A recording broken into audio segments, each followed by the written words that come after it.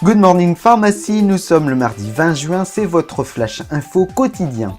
Les températures grimpent le jour et baissent peu la nuit, en tout cas pas suffisamment pour rafraîchir l'air. Météo France prévoit une poursuite de ces chaleurs dans les jours à venir.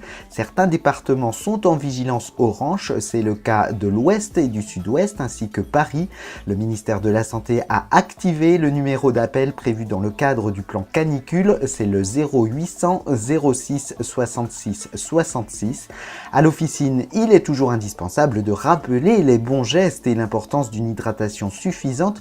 Une attention particulière doit être portée aux patients suivant un traitement chronique, en particulier si ces médicaments favorisent la déshydratation ou le coup de chaleur. La liste de ces médicaments est disponible dans le dossier canicule et chaleur sur le site de la NSM. Certains pharmaciens ont également décidé d'aménager leurs horaires pour permettre aux patients de se déplacer aux heures où il fait le moins chaud, le matin notamment.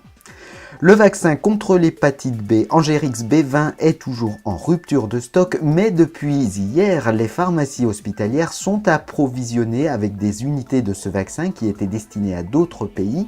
La rétrocession aux patients ambulatoires est possible sur présentation d'une prescription médicale de ville.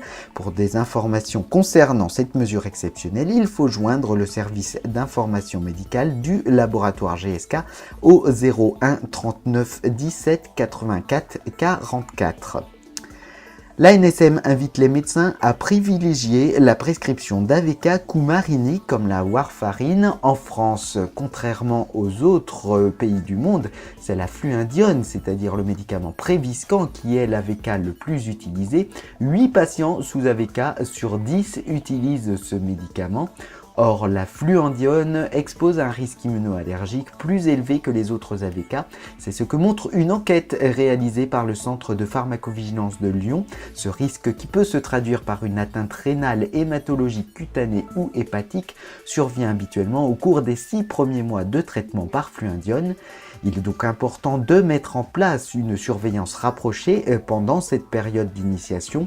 En cas de fatigue inhabituelle, d'une baisse importante des volumes des urines, des troubles cutanés anormaux, d'une fièvre ou d'une gêne respiratoire, les patients doivent consulter rapidement leur médecin. En revanche, la NSM se veut rassurante pour les patients qui reçoivent du Préviscan depuis plus de 6 mois et qui sont bien équilibrés. Dans ce cas, le traitement n'a pas besoin d'être modifié. C'est la fin de cette édition, je vous retrouve demain matin dès 6 h parce qu'il fait meilleur à cette heure-là. Très bonne journée à toutes et à tous.